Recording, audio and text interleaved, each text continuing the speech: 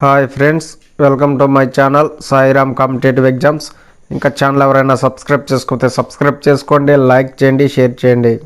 ఈరోజు విద్యా ఉద్యోగ వార్తల గురించి తెలుసుకుందాం. త్వరలోనే గురుకుల ఫలితాలు 1:2 నిష్పత్తిలో జాబితాల వెల్లడి కసరత్తు పూర్తి. న్యాయస్థానం నుంచి స్పష్టత కోసం ఎదురుచూపు. తుది నియామకాలకు 3 నెలలు పట్టే అవకాశం. సంక్షేమ గురుకులాల్లో 9,210 పోస్టుల భర్తీకి నిర్వహించిన రాత పరీక్ష ఫలితాల వెల్లడికి గురుకుల నియామక బోర్డు ఏర్పాట్లు పూర్తి చేసింది. న్యాయస్థానం నుంచి స్పష్టత వచ్చిన వెంటనే అభ్యర్థుల ప్రతిభ ఆధారంగా 1:2 నిష్పత్తిలో జాబితాలను ప్రకటించనుంది. అనంతరం ధ్రువపత్రాల పరిశీలన, నియామక జాబితా వెల్లడికి కనీసం 3 నెలలకు పైగా సమయం పట్టే అవకాశం ఉన్నట్టు సమాచారం. ఈ విద్యా సంవత్సరంలోగా నియామకాలు పూర్తి చేసి పోస్టింగ్లు ఇవ్వాలని బోర్డు లక్ష్యంగా పెట్టుకుంది. మహిళలకు సమాంతర రిజర్వేషన్లపై ఈ పోస్టులు గత ఏడాది ఆగస్టులో కంప్యూటర్ ఆధారిత నియామక పరీక్ష నిర్వహించి తుదికి విడుదల చేశారు. ఈ నియామకాల్లో మహిళలకు సమాంతర రిజర్వేషన్ అమలు చేయాలని కొందరు న్యాయస్థానాన్ని ఆశ్రయించారు. సుప్రీంకోర్టు మార్గదర్శకాల మేరకు మహిళలకు సమాంతర రిజర్వేషన్ అమలు చేయాలని హైకోర్టు సైతం సూచించింది. అయితే ఈ అంశంపై కొంత స్పష్టతతో పాటు ఫలితాల వెల్లడికి అనుమతించాలని బోర్డు హైకోర్టును ఆశ్రయించింది. హైకోర్టు నుంచి స్పష్టత వచ్చిన వెంటనే తొలుత డిగ్రీ, తర్వాత జూనియర్ లెక్చరర్లు, పీజీటీ పోస్టులకు 1:2 నిష్పత్తిలో జాబితాను ప్రకటించనున్నారు. ధ్రువపత్రాల పరిశీలనకు స్లాట్ విధానాన్ని అమలు చేయనున్నారు. ఈ విధానంలో అభ్యర్థి తనకు అనుకూలమైన రోజు, కోరుకున్న సమయాన్ని బుక్ చేసుకొని ధృవీకరణ పత్రాల పరిశీలనకు హాజరు కావాల్సి ఉంటుంది. ఇప్పటి వరకు విద్యాసంస్థల్లో ప్రవేశాల సందర్భంగా ధృవీకరణ పత్రాల పరిశీలనకు స్లాట్ విధానం అమలు చేస్తున్న విషయం తెలిసిందే. మొత్తంగా ధృవీకరణ పత్రాల పరిశీలనకు 20 నుంచి 30 రోజులు పట్టే అవకాశం ఉందని సమాచారం. ఎంపికైన ఉపాధ్యాయులు, అధ్యాపకులకు వేసవి సెలవుల్లో శిక్షణ తరగతులు నిర్వహించి 2024-25 విద్యా సంవత్సరం ప్రారంభం నాటికి అందుబాటులోకి తీసుకురావాలని సంక్షేమ గురుకుల సొసైటీలు భావిస్తున్నాయి. ఇక అన్ని స్కూల్లో ఫేషియల్ రికగ్నైజేషన్. ప్రభుత్వ పాఠశాలలో పథకాలన్నింటికీ ఇదే ఆధారం.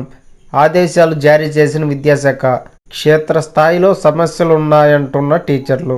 ప్రభుత్వ పాఠశాలలో ఇక నుంచి పూర్తి స్థాయిలో ఫేషియల్ రికగ్నైజేషన్ ఆధార విధానాన్ని అమలు చేయాలని విద్యాశాఖ నిర్ణయించింది.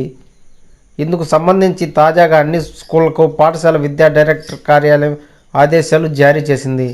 రాష్ట్రంలో 26,000 ప్రభుత్వ పాఠశాలల్లో విద్యార్థుల హాజరు నమోదును పారదర్శకంగా నిర్వహించేందుకు ఫేషియల్ రికగ్నైజేషన్ విధానాన్ని ప్రవేశపెట్టారు.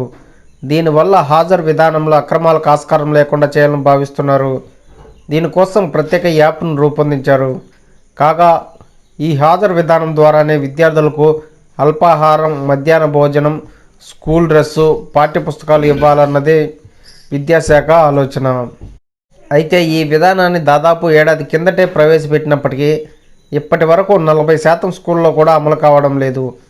ఇంతకాలం ఎన్నికల విధులు, ఉపాధ్యాయులకు శిక్షణ ఉండటం వల్ల ఈ అంశాన్ని పట్టించుకోలేదు. ఇక నుంచి ఈ ప్రక్రియను ప్రకడ్బందీగా కొనసాగించాలని ఉన్నతాధికారులు నిర్ణయించారు. ఇప్పటి వరకు ప్రభుత్వ స్కూల్లో ఉపాధ్యాయులు హాజరు తీసుకునే విధానం ఉండేది. ప్రతి నెల చివరి తేదీల్లో తరగతుల వారీగా హెచ్ఎంలు విద్యార్థుల హాజరును రాష్ట్ర కార్యాలయానికి పంపేవారు.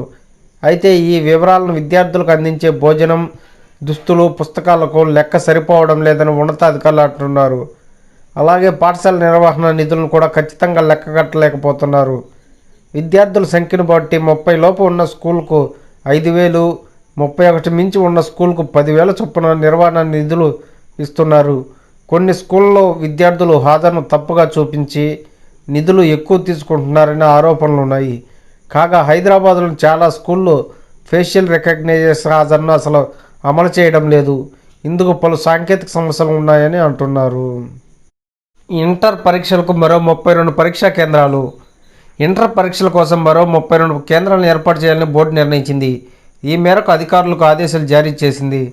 ఈసారి ఇంటర్ పరీక్షలు రాసే విద్యార్థుల సంఖ్య దాదాపు 30,000 పెరగడంతో ఈ నిర్ణయం తీసుకుంటున్నట్టు అధికారులు చెబుతున్నారు.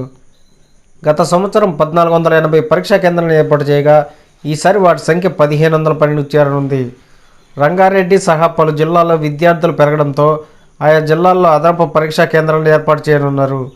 ఈ ఏడాది ఇంటర్లో మొత్తంగా 10,59,233 మంది విద్యార్థులకు గాను ఇప్పటి వరకు 9,77,040 మంది విద్యార్థులు పరీక్ష ఫీజు చెల్లించారు. ఈ నెల 3తో పెనాల్టీతో పరీక్ష ఫీజు చెల్లింపు గడువు ముగినుంది. Okay friends, thank you. All the best. Video నచ్చితే లైక్ చేయండి, షేర్ చేయండి, సబ్స్క్రైబ్ చేయండి.